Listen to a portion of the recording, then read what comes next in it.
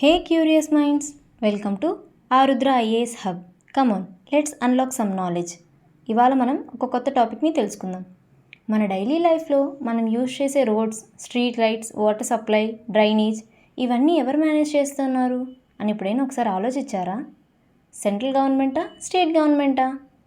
యాక్చువల్గా ఇవన్నీ మేనేజ్ చేసేది అర్బన్ లోకల్ గవర్నమెంట్. కానీ ప్రాబ్లం ఏంటంటే ఒకప్పుడు ఈ మున్సిపల్ బాడీస్కి ప్రాపర్ పవర్ ఉండేది కాదు, ఎలక్షన్స్ రెగ్యులర్గా జరిగేవి కాదు, ఫండ్స్ కూడా చాలా తక్కువగా వచ్చేది. అప్పుడే గవర్నమెంట్ ఒక స్ట్రాంగ్ స్టెప్ తీసుకుంది, అదే 74th కాన్స్టిట్యూషనల్ అమెండ్మెంట్ని తీసుకురావడం. అసలు ఏంటి 74th అమెండ్మెంట్, ఎందుకు తీసుకొచ్చారు, దాంట్లో ఏం చేంజెస్ వచ్చాయి మనం క్లియర్గా చూద్దాం.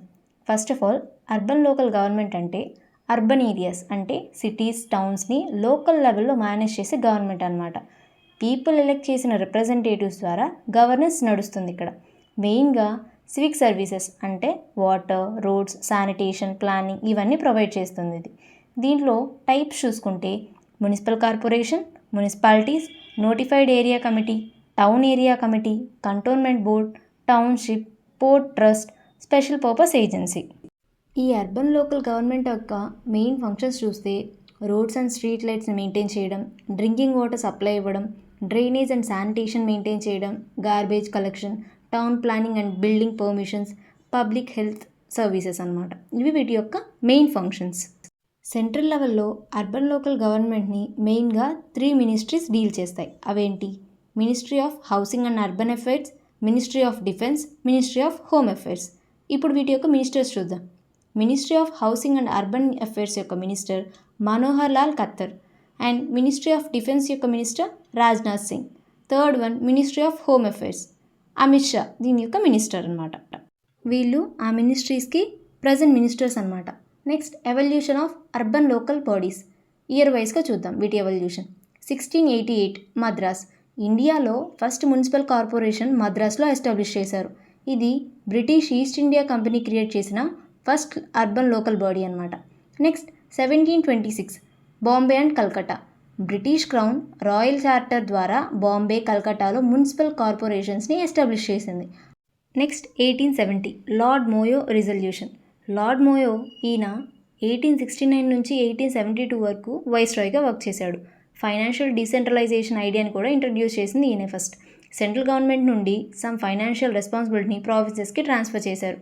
ప్రావిన్సెస్కి లోకల్ వర్క్స్ మేనేజ్ చేయడానికి ఫండ్స్ రెస్పాన్సిబిలిటీ ఇవ్వాలి అని కూడా ప్రపోజ్ చేశాడు.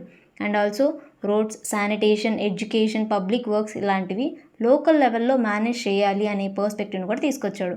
లోకల్ బాడీస్కి ఫైనాన్షియల్ పవర్స్ ఇవ్వడం ద్వారా లోకల్ అడ్మినిస్ట్రేషన్ ఇంప్రూవ్ అవుతుంది అనేది ఈయన యొక్క మెయిన్ ఎయిమ్ అనమాట. అండ్ ఆల్సో ఫస్ట్ సెన్సెస్ కూడా లార్డ్ మోయో రూల్లోనే కండక్ట్ చేశారు. అండ్ ఫస్ట్ హత్యకు గురైన గవర్నర్ జనరల్ కూడా లార్డ్ మోయోనే. Next, Lord Ripon resolution 1882. Lord Ripon వైస్రాయ్గా 1880 నుంచి 1884 వరకు ఉన్నాడు. ఈయన లోకల్ సెల్ఫ్ గవర్నమెంట్ని స్ట్రాంగ్గా సపోర్ట్ చేశాడు. లోకల్ బాడీస్లో elected non official members majority ఉండాలని చెప్పాడు. అండ్ లోకల్ అడ్మినిస్ట్రేషన్లో ఇండియన్ పార్టిసిపేషన్ ఇంక్రీజ్ చేయాలి అని కూడా చెప్పాడు. గవర్నమెంట్ ఇంటర్ఫియరెన్స్ తక్కువగా ఉండాలి, లోకల్ బాడీస్కి అటానమీ ఇవ్వాలి అని సపోర్ట్ చేశాడు. ఫైనల్గా people administration and democratic local గవర్నమెంట్కి కాన్సెప్ట్ని మెయిన్గా స్ట్రెంగ్తన్ చేశాడు. ఈ లార్డ్ రిప్పన్ రిజల్యూషన్ 1882ని Magna Carta of local self government అని కూడా పిలుస్తారు. ఎందుకంటే లోకల్ సెల్ఫ్ గవర్నమెంట్కి స్ట్రాంగ్ ఫౌండేషన్ క్రియేట్ చేసింది కాబట్టి. ఎలక్టెడ్ రిప్రజెంటేషన్ కాన్సెప్ట్ని ప్రమోట్ చేసింది. లోకల్ అడ్మినిస్ట్రేషన్లో ఇండియన్స్ పార్టిసిపేషన్ని కూడా ఎంకరేజ్ చేసింది. అందుకే లార్డ్ రిప్పన్ని father of local self government in India అని కూడా పిలుస్తారు. Next, 1907 royal commission on decentralisation. British government local administration improve చేయడానికి కమిషన్ అపాయింట్మెంట్ చేసింది. 1909 రిపోర్ట్లో లోకల్ బాడీస్ పవర్ ఇంక్రీజ్ చేయాలి అని రికమెండ్ చేసింది ఇది. నెక్స్ట్, 1919లో గవర్నమెంట్ ఆఫ్ ఇండియా యాక్ట్ ప్రావిన్సెస్లో డయార్కీ సిస్టమ్ని ఇంట్రడ్యూస్ చేసింది. లోకల్ సెల్ఫ్ గవర్నమెంట్ ట్రాన్స్ఫర్డ్ సబ్జెక్టుగా ఇండియన్ మినిస్టర్స్ ఛార్జ్లో పెట్టారనమాట. Next, 1924 cantonments act. Central legislator cantonments board administration regulate చేయడానికి యాక్ట్ని పాస్ చేసింది. మిలిటరీ ఏరియాస్లో లోకల్ అడ్మినిస్ట్రేషన్ స్ట్రక్చర్ని ఇది ఎస్టాబ్లిష్ చేసింది. లాస్ట్ వన్, 1935లో government of India act provincial అటానమీని ఇంట్రడ్యూస్ చేసింది. లోకల్ సెల్ఫ్ గవర్నమెంట్ ప్రొవిన్షియల్ సబ్జెక్ట్గా ఇది డిక్లేర్ చేశారు. ఇందులో కొన్ని మెయిన్ కమిటీస్ అండ్ కమిషన్స్ ఉన్నాయి. అర్బన్ లోకల్ గవర్నెన్స్ అనేది డెవలప్ అవ్వడం కోసం కొన్ని కమిటీస్ని, కమిషన్స్ని అపాయింట్ చేశారు. 1949-51 లోకల్ ఫినాన్స్ ఎంక్వైరీ కమిటీ ఉంది. దీనికి చైర్మన్గా పీకే వట్టల్ ఉన్నారు. ఇది మెయిన్గా ఏం చెప్పిందంటే లోకల్ బాడీస్ ఫైనాన్షియల్ కండిషన్ని స్టడీ చేయడానికి ఈ కమిటీని ఎస్టాబ్లిష్ చేశారు. మున్సిపాలిటీస్ అండ్ లోకల్ గవర్నమెంట్స్కి అడిక్వేట్ ఫైనాన్షియల్ సోర్సెస్ని ఇవ్వాలి అని రికమెండ్ చేసింది. అండ్ ఆల్సో లోకల్ బాడీస్కి ఇండిపెండెంట్ రెవెన్యూ సోర్సెస్ ఉండాలి అని చెప్పింది. గ్రాంట్ ఇన్ ఎయిడ్ సిస్టమ్ని ఇంప్రూవ్ చేయాలి అని కూడా ఇదే మెన్షన్ చేసింది. Second one, national commission on urbanisation. ఇది 1985-1988 వరకు ఉండింది. దీనికి చైర్మన్గా సీఎం కొరియా ఉన్నారు. దీని యొక్క మెయిన్ ఏంటంటే ఇండియాలో ర్యాపిడ్ అర్బనైజేషన్ ప్రాబ్లమ్స్ని స్టడీ చేయడానికి ఈ కమిషన్ ఎస్టాబ్లిష్ చేశారు. Urban planning and infrastructure improve చేయాలి అని ఇది రికమెండ్ చేసింది. And also medium and small cities డెవలప్మెంట్కి ఎక్కువ ఇంపార్టెన్స్ ఇవ్వాలి అని చెప్పి అర్బన్ గవర్నెన్స్ స్ట్రెంగ్తెన్ చేయడానికి మున్సిపల్ బాడీస్ రోల్ని ఇంక్రీజ్ చేయాలి అని సజెస్ట్ చేసింది. ఇది ఈ మున్సిపాలిటీస్కి కాన్స్టిట్యూషనల్ స్టేటస్ ఇవ్వడానికి కొన్ని అటెంప్ట్స్ జరిగాయి. వాటిలో Rajiv Gandhi government 65th constitutional amendment bill, Nagarpalika బిల్ని ఆగస్ట్ 1989లో లోక్సభలో ఇంట్రడ్యూస్ చేసింది. లోక్సభ బిల్ని పాస్ చేసింది, కానీ రాజ్యసభ అప్రూవ్ చేయలేదు. ఎందుకంటే అపోజిషన్ మెజారిటీ రాజ్యసభలో ఉంది, కాంగ్రెస్కి మెజారిటీ లేదు. అపోజిషన్ పార్టీస్ మున్సిపాలిటీస్ని కాన్స్టిట్యూషన్లో ఇంక్లూడ్ చేయడం వల్ల స్టేట్స్కి పవర్ అనేది రెడ్యూస్ అవుతుంది అని అపోజ్ చేశారు. అండ్ బిల్ స్టేటస్ అటానమీని వీకెన్ చేస్తుంది అని క్రిటిసిజం వచ్చింది. కొన్ని పార్టీస్ బిల్లో క్లారిటీ లేదు, లోకల్ కండిషన్ కన్సిడర్ చేయట్లేదు అని ఆర్గ్యూ చేశారు. సో ఈ విధంగా లోక్సభ బిల్ పాస్ చేసినా కూడా రాజ్యసభ అనేది రిజెక్ట్ చేసింది. కాబట్టి 65th అమెండ్మెంట్ అనేది బిల్ ఫెయిల్ అయింది. Next VP Singh government September 1990లో నేషనల్ ఫ్రంట్ గవర్నమెంట్ నగరపాలిక బిల్ని లోక్సభలో ఇంట్రడ్యూస్ చేసింది. కానీ నేషనల్ ఫ్రంట్ గవర్నమెంట్ ఫాల్ అయ్యాక బిల్ ల్యాప్స్ అయింది. అంటే గవర్నమెంట్ కొలాప్స్ అయ్యాక లోక్సభ డిజాల్వ్ అయింది. అందుకే బిల్ పాస్ అవ్వకుండానే ఆటోమేటికల్గా ల్యాప్స్ అయింది. తర్వాత నరసింహరావు గవర్నమెంట్ ఇది సెప్టెంబర్ 1991లో మోడిఫైడ్ మున్సిపాలిటీస్ బిల్ ఇంట్రడ్యూస్ చేసింది. అదే 74th కాన్స్టిట్యూషనల్ అమెండ్మెంట్ యాక్ట్గా 1993లో ఎమర్జ్ అయ్యి జూన్ 1 నుంచి ఇంప్లిమెంట్ అయింది. ఇది సక్సెస్ అవ్వడానికి రీజన్స్ ఏంటంటే గవర్నమెంట్ స్టేబుల్గా ఉంది కాబట్టి బిల్ని కంప్లీట్ ప్రాసెస్లో తీసుకోగలిగారు. లోక్సభ అండ్ రాజ్యసభ 2 హౌసెస్ కూడా దీన్ని అప్రూవ్ చేశాయి. మీకు ఎప్పుడైనా డౌట్ వచ్చిందా, అసలు మున్సిపాలిటీస్ డెవలప్మెంట్కి 74th అమెండ్మెంట్ వరకు ఎందుకు టైం పట్టింది, ముందున్న అమెండ్మెంట్స్లో ఎందుకు దీన్ని తీసుకురాలేదు అని? ఎందుకంటే ఇండిపెండెన్స్ తర్వాత ఫస్ట్ ప్రియారిటీగా నేషనల్ ఇష్యూస్ని తీసుకున్నారు. అంటే కాన్స్టిట్యూషన్ ఫార్మేషన్, ఎకానమీ, ఇంటిగ్రేషన్, వీటిని. లోకల్ గవర్నమెంట్స్ని స్టేట్ సబ్జెక్ట్గా వదిలేశారు. సో సెంటర్ అనేది ఇన్వాల్వ్ అవ్వలేదు. లేటర్ అర్బన్ పాపులేషన్ ఫాస్ట్గా ఇంక్రీజ్ అయ్యి సిటీస్లో ప్రాబ్లమ్స్ పెరిగాయి. సో ఈ విధంగా 74th కాన్స్టిట్యూషనల్ అమెండ్మెంట్ యాక్ట్ 1992లో వచ్చింది. ఇది కాన్స్టిట్యూషన్లో పార్ట్ 9A కింద యాడ్ చేశారు. దీంట్లో 243P నుంచి 243ZG వరకు ఈ మున్సిపాలిటీ గురించి ఆర్టికల్స్ ఉంటాయి. 12th షెడ్యూల్లో మున్సిపాలిటీస్కి సంబంధించిన 18 ఫంక్షనల్ ఐటమ్స్ ఉంటాయన్నమాట. ఈ యాక్ట్ మున్సిపాలిటీకి కాన్స్టిట్యూషనల్ స్టేటస్ అప్పుడు ఇచ్చింది. ఇప్పుడు ఈ ఆర్టికల్స్ ఏం చెప్తున్నాయో చూద్దాం. 243P డెఫినేషన్స్ని చెప్తుంది. Municipality, metropolitan area, ward, district అంటే ఏంటో డిఫైన్ చేస్తుంది. బేసిక్గా ఎంటైర్ పార్ట్ 9Aకి బేస్ అనమాట. నెక్స్ట్ 243Q ఏం చెప్తుందంటే కాన్స్టిట్యూషన్ ఆఫ్ మున్సిపాలిటీస్. ప్రతి స్టేట్స్లో 3 టైప్ మున్సిపాలిటీస్ ఉండాలని, అవి ఏంటని, గవర్నమెంట్ వీటిని ఎలా డిసైడ్ చేస్తుంది ఏరియాని బట్టి, ఇవి చెప్తుంది. నెక్స్ట్ 243R కంపోజిషన్ చెప్తుంది. డైరెక్ట్ ఎలక్షన్స్ ద్వారా కౌన్సిలర్స్ ఎలెక్ట్ అవుతారని, వార్డ్స్ ఎలా డివైడ్ చేస్తారు, ఎంపీస్, ఎమ్మెల్యేస్, నామినేటెడ్ ఎక్స్పర్ట్స్ గురించి, చైర్పర్సన్ ఎలక్షన్ మెథడ్, స్టేట్ ఎలా డిసైడ్ చేస్తుంది అనేది చెప్తుంది. నెక్స్ట్ 243S వార్డ్ కమిటీస్ గురించి చెప్తుంది. అంటే 3 lakh+ పాపులేషన్ ఉన్న వాటిని మున్సిపాలిటీస్గా తీసుకోవాలని, 1 లేదా మోర్ వార్డ్స్ వాటిని కలిపి కమిటీగా ఫామ్ చేస్తారు. ఇట్లాంటి వాటి గురించి చెప్తుంది 243S. నెక్స్ట్ 243T రిజర్వేషన్ గురించి చెప్తుంది. SC/STకి రిజర్వేషన్ పాపులేషన్ అనేది దేన్ని బట్టి ప్రపోర్షన్ ఇస్తారు, ఉమెన్కి మినిమం ఎటువంటి సీట్స్ ఇస్తారు, ఎంతవరకు సీట్స్ ఇస్తారు, BC రిజర్వేషన్ అనేది ఏంటి, వాటి గురించి చెప్తుంది. నెక్స్ట్ 243U డ్యూరేషన్ చెప్తుంది. మున్సిపాలిటీ టర్మ్ ఎంత, డిజాల్వ్ అయితే అవి నెక్స్ట్ ఎలక్షన్స్ ఎప్పుడు జరుగుతాయి, ఎర్లీ డిజల్యూషన్ గురించి చెప్తుంది. Next 243V disqualification. ఎమ్మెల్యే లాగా క్వాలిఫికేషన్, డిస్క్వాలిఫికేషన్ రూల్స్ అప్లై అవుతాయని, age, corruption, office of profit etcetera వీటి గ్రౌండ్స్ గురించి చెప్తుంది. స్టేట్ లెజిస్లేటర్ని స్పెసిఫైగా మెన్షన్ చేస్తుంది ఇక్కడ. Next 243W powers and functions గురించి చెప్తుంది. స్టేట్ లెజిస్లేషన్ మున్సిపాలిటీకి ఇచ్చిన పవర్స్ ఏంటి, అండ్ 12th షెడ్యూల్లో 18 ఫంక్షన్స్ ఉంటాయి, అవి ఏంటో చెప్తుంది. మున్సిపాలిటీస్ని సెల్ఫ్ గవర్నమెంట్గా ఎలా డెవలప్ చేయాలో కూడా చెప్తుంది. 243X ట్యాక్సెస్ గురించి చెప్తుంది. మున్సిపాలిటీకి ట్యాక్సెస్ ఎలా కలెక్ట్ చేయాలి ఆ పవర్ గురించి చెప్తుంది. అండ్ ఎగ్జాంపుల్గా ప్రాపర్టీ ట్యాక్స్, వాటర్ ఛార్జెస్ ఇలాంటివి. నెక్స్ట్ 243Y ఫైనాన్స్ కమిషన్ గురించి చెప్తుంది. Next 243Z audit. మున్సిపల్ అకౌంట్స్ని రెగ్యులర్గా ఎలా ఆడిట్ చేస్తారు, ట్రాన్స్పరెన్సీ అకౌంటబిలిటీ ఎలా మెయింటైన్ చేస్తారో చెప్తుంది.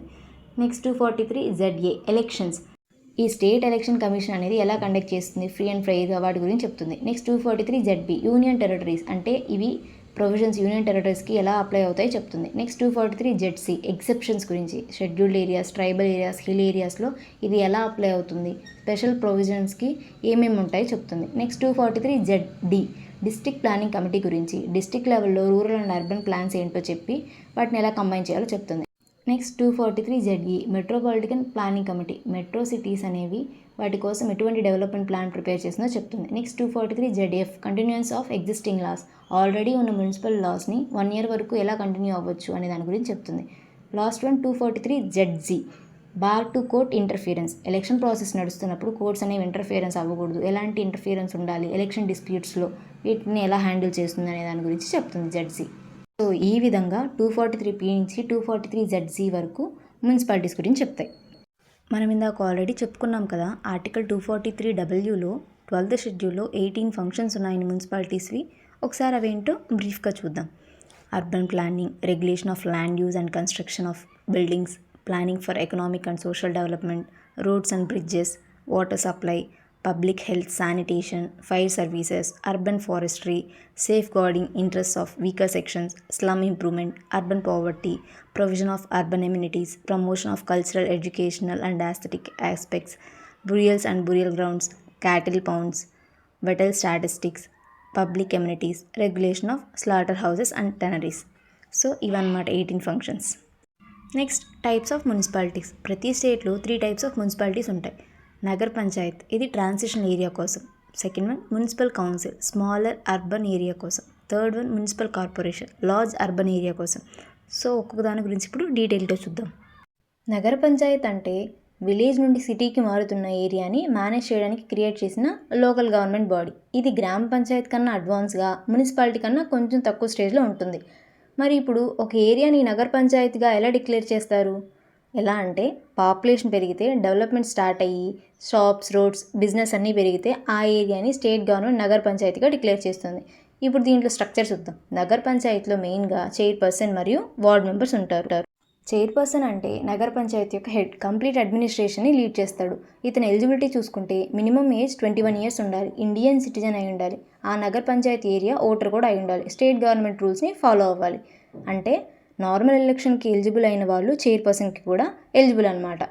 చైర్పర్సన్ యొక్క మెయిన్ డ్యూటీస్ నగర పంచాయతీని ప్రాపర్గా రన్ చేయడం, మీటింగ్స్ కండక్ట్ చేయడం, వార్డ్ మెంబర్స్తో కలిసి డెవలప్మెంట్ డెసిషన్స్ తీసుకోవడం, ఏరియాలో roads, drainage, water supply, sanitation ఇలాంటివన్నీ కరెక్ట్గా ఇంప్లిమెంట్ అవుతున్నాయా లేదా మానిటర్ చేయడం, గవర్నమెంట్ స్కీమ్స్ని ప్రాపర్గా ఇంప్లిమెంట్ చేయడం, ఈ ఫండ్స్ అనేవి కరెక్ట్గా యూజ్ అవుతున్నాయా లేదా అనేది చెక్ చేయడం, ఎమర్జెన్సీ సిచ్యువేషన్స్లో ఫాస్ట్ డెసిషన్స్ తీసుకోవడం కూడా ఈయన చూసుకుంటాడనమాట. అండ్ ఈయన యొక్క పవర్స్ చూసుకుంటే మీటింగ్స్ని కండక్ట్ చేయడానికి పవర్ ఉంటుంది, ఎజెండా డిసైడ్ చేసి అథారిటీ ఉంటుంది. కానీ రిమెంబర్ మనం చేసుకోవాల్సింది ఏంటంటే చైర్మన్కి అన్లిమిటెడ్ పవర్ ఉండదు, స్టేట్ గవర్నమెంట్ కంట్రోల్లోనే ఈయన వర్క్ చేస్తాడు. ఈయన రిమూవల్ ఎలా ఉంటుందంటే ఈయన రిమూవ్ చేయడం కూడా పాసిబుల్. ఎలా అంటే వార్డ్ మెంబర్స్ మెజారిటీతో నో కాన్ఫిడెన్స్ మోషన్ పాస్ చేస్తే చైర్మన్ని రిమూవ్ చేయొచ్చు. లేదంటే corruption are misuse of power లాంటి కేసెస్లో స్టేట్ గవర్నమెంట్ డైరెక్ట్గా కూడా రిమూవ్ చేయగలదు. ఇప్పుడు ఫండ్స్ చూద్దాం. అసలు నగర పంచాయతీకి ఫండ్స్ ఎక్కడి నుంచి వస్తాయి? ఎక్కడి నుంచి అంటే property tax, water tax, trade licence fees, building permission charges, state government grants, central government schemes funds, వీటన్నిటి నుంచి వస్తాయి.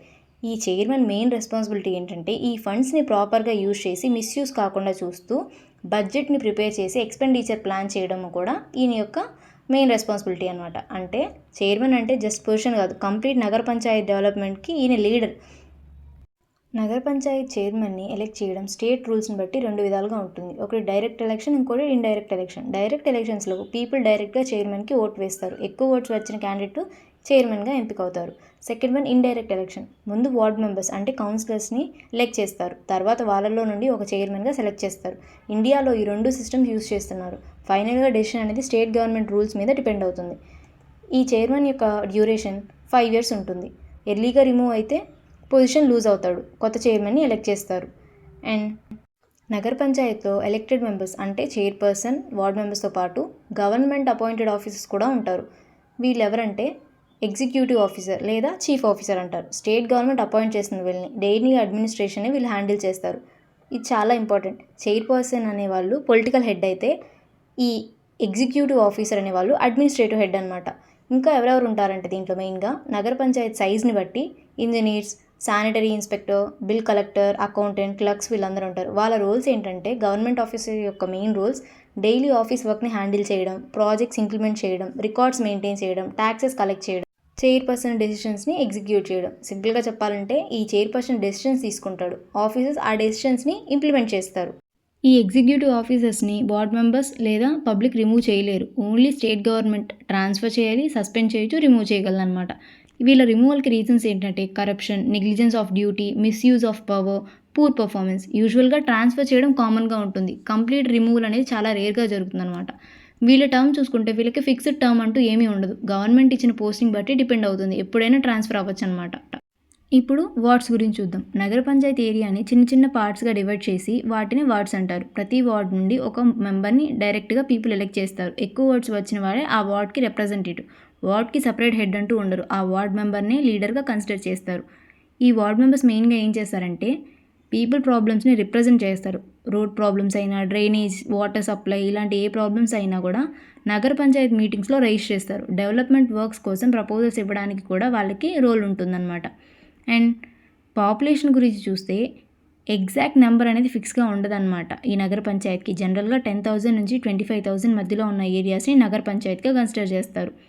గ్రామ పంచాయత్కి, నగర పంచాయత్కి, మున్సిపాలిటీకి మధ్య ఉన్న డిఫరెన్స్ ఏంటంటే గ్రామ పంచాయత్ నగర పంచాయత్ డ్యూటీస్ గురించి మాట్లాడితే roads construction, street lights, water supply, garbage collection, sanitation, public health, building permissions, ఇలా అన్ని బేసిక్ ఫెసిలిటీస్ని మేనేజ్ చేస్తుంది. ఈ నగర పంచాయత్ అనేది చాలా ఇంపార్టెంట్, ఎందుకంటే విలేజ్ నుండి సిటీకి మారడం స్మూత్గా జరగడానికి నగర పంచాయత్ చాలా ఇంపార్టెంట్ రోల్ ప్లే చేస్తుంది. మన ఫ్యూచర్ సిటీస్కి ఫౌండేషన్లా వర్క్ చేసేదే ఈ నగర Panchayat. Next municipal council. Municipal council అంటే ఫుల్లీ అర్బన్ ఏరియాని మేనేజ్ చేయడానికి క్రియేట్ చేసిన లోకల్ గవర్నమెంట్ బాడీ. నగర పంచాయత్ కన్నా అడ్వాన్స్డ్గా ఉండి డెవలప్మెంట్ ఎక్కువగా ఉన్న ఏరియాస్ని మున్సిపల్ కౌన్సిల్ అంటారు. దీంట్లో మెయిన్గా chairperson, vice chairperson, councillors, government officers ఉంటారు. ఇప్పుడు ఒక్కొక్కరి గురించి చూద్దాం. చైర్పర్సన్, ఈయన మున్సిపల్ కౌన్సిల్లో టాప్ పొలిటికల్ హెడ్ అనమాట. అంటే టౌన్కి లీడర్ లాగా ఉంటాడు. ఈయన్ని 2 వేస్లో ఎలెక్ట్ చేస్తారు. ఒకటి డైరెక్ట్గా పీపుల్ ఎలెక్ట్ చేస్తారు, రెండోది కౌన్సిలర్స్ మధ్య ఇండైరెక్ట్గా ఎలక్షన్స్ జరుగుతుంది. ఈయన ఎలిజిబిలిటీ చూసుకుంటే మినిమం 21 years ఏజ్ ఉండాలి, ఇండియన్ సిటిజన్ అయి ఉండాలి, criminal cases, office of profit లాంటివి ఏమీ ఉండకూడదు. అండ్ పవర్స్ చూస్తే కౌన్సిల్ మీటింగ్స్ని కండక్ట్ చేయడం, ఎజెండా డిసైడ్ చేయడం, ఫైనల్ అప్రూవల్స్ ఇవ్వడం, ఎమర్జెన్సీ డెసిషన్స్ తీసుకోవడం, కమిటీస్ని ఫామ్ చేయడం ఈయన యొక్క పవర్స్. అండ్ డ్యూటీస్ టౌన్ డెవలప్మెంట్కి డైరెక్షన్స్ ఇవ్వడం, ఆఫీసర్స్ని సూపర్వైజ్ చేయడం, బడ్జెట్ డిస్కషన్స్ లీడ్ చేయడం, పబ్లిక్ ఇష్యూస్ని రైజ్ చేయడం ఈయన యొక్క డ్యూటీస్. ఈయన ఎలా రిమూవ్ చేస్తారంటే నో కాన్ఫిడెన్స్ మోషన్, కౌన్సిలర్స్ అందరూ కూడా ఓట్తో ఈయన రిమూవ్ చేయొచ్చు. అండ్ ఆల్సో స్టేట్ గవర్నమెంట్ కూడా మిస్యూజ్ ఆఫ్ పవర్ చేసినట్లయితే రిమూవ్ చేయొచ్చు. ఈయన యొక్క టైం 5 years అనమాట. Next vice chairperson. ఈయన రోల్ వచ్చి చైర్పర్సన్ లేని టైంలో ఈయన ఆ రోల్ని ఫుల్ఫిల్ చేస్తాడు. ఈయన్ని కౌన్సిలర్స్ మధ్య ఎలెక్ట్ చేస్తారు. ఈయన యొక్క పవర్స్ చూస్తే చైర్పర్సన్ లేకపోతే ఆ ఫుల్ పవర్స్ని ఈయన యూటిలైజ్ చేసుకోవచ్చు. కమిటీస్ని హ్యాండిల్ చేస్తాడు. ఈయన రిమూవల్ కూడా సేమ్ నాన్ కాన్ఫిడెన్స్ మోషన్ని అప్లై చేసినట్లయితే ఈయన రిమూవల్ కూడా ఉంటుంది. నెక్స్ట్ కౌన్సిలర్స్, వీళ్ళే కోర్ మెంబర్స్ అనమాట. వార్డ్ రిప్రజెంటేటివ్స్ మున్సిపల్ కౌన్సిల్కి వీళ్ళు మెయిన్ అనమాట. వీళ్ళని పీపుల్ డైరెక్ట్గా ఎలెక్ట్ చేస్తారు. వీళ్ళ ఎలిజిబిలిటీ కూడా 21 years ఉండాలి, లోకల్ ఓటర్ అయి ఉండాలి, డిస్క్వాలిఫికేషన్స్ ఏవి ఉండకూడదు. వీళ్ళ పవర్స్ చూసుకుంటే పాలసీస్ డిసైడ్ చేస్తారు, బడ్జెట్ని చూస్తారు, ట్యాక్సెస్, చైర్పర్సన్ని కూడా వీళ్ళు క్వశ్చన్ చేసే రైట్ ఉంటుంది. వీళ్ళ డ్యూటీస్ ఏంటంటే వార్డ్ ప్రాబ్లమ్ సాల్వ్ చేయడం, పీపుల్ కంప్లైంట్స్ రేస్ చేయడం, డెవలప్మెంట్ వర్క్స్ని మానిటర్ చేయడం. వీళ్ళని యాంటీ డిఫెక్షన్ లా ప్రకారం రిమూవ్ చేయొచ్చు. And also corruption, illegal acts వల్ల కూడా రిమూవ్ చేయొచ్చు. నెక్స్ట్ మున్సిపల్ కమిషనర్, వీళ్ళని ఈఓ అని కూడా అంటారు. వీళ్ళకి రియల్ ఎగ్జిక్యూటివ్ పవర్ ఉంటుంది, అడ్మినిస్ట్రేటివ్ హెడ్స్ అనమాట వీళ్ళు. రియల్ ఇంప్లిమెంటేషన్ వర్క్ ఉన్న ఆఫీసర్. స్టేట్ గవర్నమెంట్ వీళ్ళని అపాయింట్ చేస్తుంది. ఎలిజిబిలిటీ వచ్చి ఐఏఎస్ లేదా స్టేట్ సివిల్ సర్వీస్ ఆఫీసర్ అయి ఉండాలి, గవర్నమెంట్ ఎంప్లాయీ అయి ఉండాలి. వీళ్ళ యొక్క పవర్స్ చూసుకుంటే కౌన్సిల్ డెసిషన్స్ ఇంప్లిమెంట్ చేయడం, స్టాఫ్ కంట్రోల్ చేయడం, ఫండ్స్ యూజ్ చేయడం, కాంట్రాక్ట్స్ అప్రూవ్ చేయడం అన్నీ వీళ్ళ యొక్క పవర్స్. వీళ్ళు daily administration, sanitation, water, roads manage చేయడం, ట్యాక్స్ కలెక్ట్ చేయడం, గవర్నమెంట్ స్కీమ్స్ని ఇంప్లిమెంట్ చేయడం వీళ్ళ యొక్క డ్యూటీస్ అనమాట. వీళ్ళు రిమూవల్ చూసుకుంటే ఓన్లీ స్టేట్ గవర్నమెంట్ ట్రాన్స్ఫర్ కానీ రిమూవ్ కానీ స్టేట్ గవర్నమెంటే చేయగలదు. అండ్ దీంట్లో అదర్ గవర్నమెంట్ ఆఫీసర్స్ ఎవరు ఉంటారంటే engineers, health officers, sanitary inspectors, revenue officers ఉంటారు. వీళ్ళ యొక్క duties technical works, health and sanitation, tax collection, field level execution చేస్తారనమాట. ఇందులో కమిటీస్ కూడా ఉంటాయి.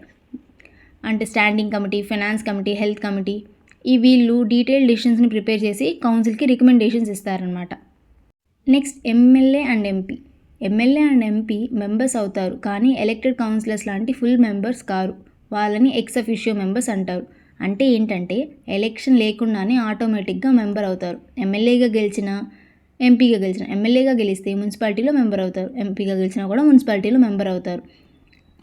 వీళ్ళు ఎంతమంది ఉంటారు అనేది ఏరియా మీద డిపెండ్ అయి ఉంటుంది. ఫర్ ఎగ్జాంపుల్, ఆ మున్సిపాలిటీలో ఎమ్మెల్యేగా ఆ మున్సిపాలిటీలో ఏ అసెంబ్లీ కాన్స్టిట్యుయెన్సీలో ఉంటుందో ఆ కాన్స్టిట్యుయెన్సీ ఎమ్మెల్యే ఒక మెంబర్ వస్తారు.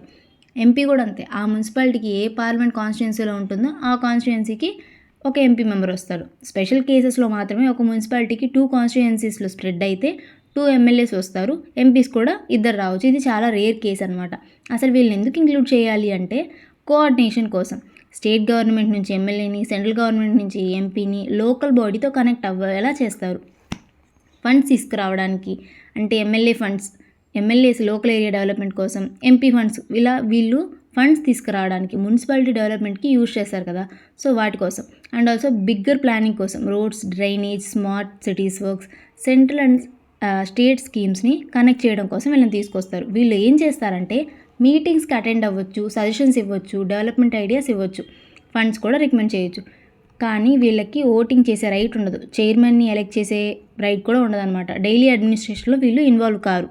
సింపుల్గా వీళ్ళందరి రోల్ చెప్పాలంటే, కౌన్సిలర్ ఇష్యూ రైజ్ చేస్తే చైర్మన్ దాన్ని డిస్కస్ చేస్తాడు, కమిషనర్ ఇంప్లిమెంట్ చేస్తాడు, ఎమ్మెల్యే స్టేట్ నుండి ఫండ్స్, ఎంపీ సెంట్రల్ నుంచి ఫండ్స్ తీసుకొస్తారు.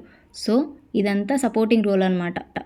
వీటికి ఫండ్స్ చూస్తే ఓన్ రెవెన్యూ ద్వారా property tax, water tax, trade licence, parking fee ద్వారా ఓన్ రెవెన్యూ వస్తుంది. నెక్స్ట్ స్టేట్ గవర్నమెంట్స్ కూడా గ్రాంట్ చేస్తాయి, ఫైనాన్స్ కమిషన్ గ్రాంట్స్ చేస్తాయి. సెంట్రల్ గవర్నమెంట్ ఫండ్స్ వస్తాయి, స్మార్ట్ సిటీ, ఏఎంఆర్యూటీ స్కీమ్స్ ద్వారా వస్తాయి. అండ్ లోన్స్ ద్వారా కూడా వీళ్ళకి ఫండ్స్ అనేవి వస్తాయి అన్నమాట. అండ్ అసలుకి వీటి యొక్క మెయిన్ పవర్స్ అండ్ డ్యూటీస్ చూసుకుంటే మున్సిపాలిటీ కౌన్సిల్వి సివిక్ సర్వీసెస్ అంటే ఏంటి? Roads, street lights, water supply, drainage చూసుకోవడం, sanitation, public health, education, urban planning, ఇదంతా కూడా వీటి యొక్క పవర్స్, డ్యూటీస్ అన్నమాట. ఈ మున్సిపల్ కౌన్సిల్ యొక్క term 5 years. State government corruption, ప్రాపర్గా వర్క్ చేయకపోవడం, లా వైలేట్ చేస్తే ఎర్లీగా డిజాల్వ్ కూడా చేయొచ్చు. డిజాల్వ్ అయితే ఏం జరుగుతుందంటే 6 months లోపల ఎలక్షన్స్ కంపల్సరీగా జరుగుతాయి, కొత్త కౌన్సిల్ ఎలెక్ట్ అవుతుంది. ఒకవేళ రిమైనింగ్ టర్మ్ 6 months కన్నా తక్కువ కానీ ఉంటే ఎలక్షన్ అనేది కండక్ట్ చేయకపోవచ్చు. ఇండివిజువల్ మెంబర్స్ టర్మ్ కూడా చూసుకుంటే కౌన్సిలర్స్ కానీ, చైర్ మెంబర్స్ కానీ వీళ్ళకి కూడా 5 years టర్మే ఉంటుంది. దీని యొక్క పాపులేషన్ చూసుకుంటే 25,000 to 3 lakhs అప్రాక్సిమేట్గా ఇంత పాపులేషన్ ఉంటే వాటిని మున్సిపల్ కౌన్సిల్గా డిక్లేర్ చేస్తారు. Next municipal corporation. బిగ్ సిటీస్ని గవర్న్ చేయడానికి ఉన్న అర్బన్ లోకల్ బాడీనే ఈ మున్సిపల్ కార్పొరేషన్. దీనికి ఎగ్జాంపుల్స్ హైదరాబాద్, ముంబై, ఢిల్లీ లాంటి ప్లేసెస్ని మున్సిపల్ కార్పొరేషన్స్ అంటారు. దీంట్లో మెయిన్గా హెడ్ని మేయర్ అంటారు. మున్సిపల్ కార్పొరేషన్లో ఈయన పొలిటికల్ హెడ్ అనమాట. యూజువల్గా కౌన్సిలర్స్ ఎలెక్ట్ చేస్తారు ఇండైరెక్ట్గా, కొన్ని స్టేట్స్లో డైరెక్ట్ ఎలక్షన్స్ కూడా ఉంటాయి. ఈయన ఎలిజిబిలిటీ చూసుకుంటే కౌన్సిలర్గా ఎలెక్ట్ అయి ఉండాలి, ఏజ్ 21+ మినిమంగా ఉండాలి, డిస్క్వాలిఫికేషన్స్ ఉండకూడదు. అండ్ పవర్స్ చూస్తే కార్పొరేషన్ మీటింగ్స్ కండక్ట్ చేయడం, అజెండా అప్రూవ్ చేయడం, సిటీని రిప్రజెంట్ చేయడం, కమిటీస్ని గైడ్ చేయడం. వీళ్ళ యొక్క డ్యూటీస్ చూస్తే పాలసీ డైరెక్షన్స్ ఇవ్వడం, పబ్లిక్ ఇష్యూస్ రేస్ చేయడం, గవర్నమెంట్తో కోఆర్డినేట్ చేస్తారు. అండ్ రిమూవల్ చూసుకున్నట్లయితే నో కాన్ఫిడెన్స్ మోషన్ కింద వీళ్ళని రిమూవ్ చేయొచ్చు, స్టేట్ గవర్నమెంట్ యాక్షన్ తీసుకోవచ్చు. వీళ్ళ టర్మ్ యూజువల్గా 1 year లేదా 2.5 years లేదా 5 years, యూజువల్గా స్టేట్ని బట్టి డిఫరెంట్ ఉంటాయన్నమాట. Next deputy mayor, sub head అనమాట. మేయర్ లేనప్పుడు ఆయన పనులు ఈయన నిర్వర్తిస్తాడు. వీళ్ళని కౌన్సిలర్ సెలెక్ట్ చేస్తారు. వీళ్ళ యొక్క పవర్స్ చూస్తే మేయర్ లేనప్పుడు ఫుల్ పవర్స్ ఉంటాయి, కమిటీస్ని హ్యాండిల్ చేస్తారు. రిమూవల్ కూడా వీళ్ళకి కూడా same process. Third one counsellors.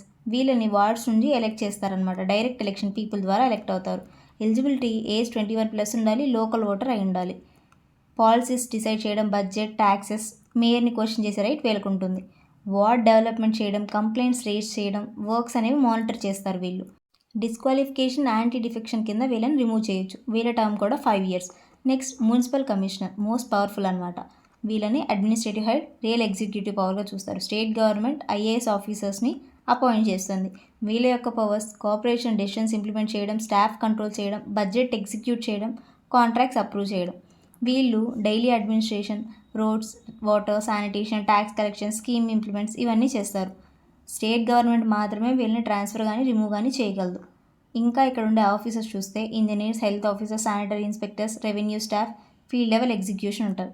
ఇక్కడ కూడా కమిటీస్ ఉంటాయి. Standing committee, finance committee, health committees ఉంటాయన్నమాట.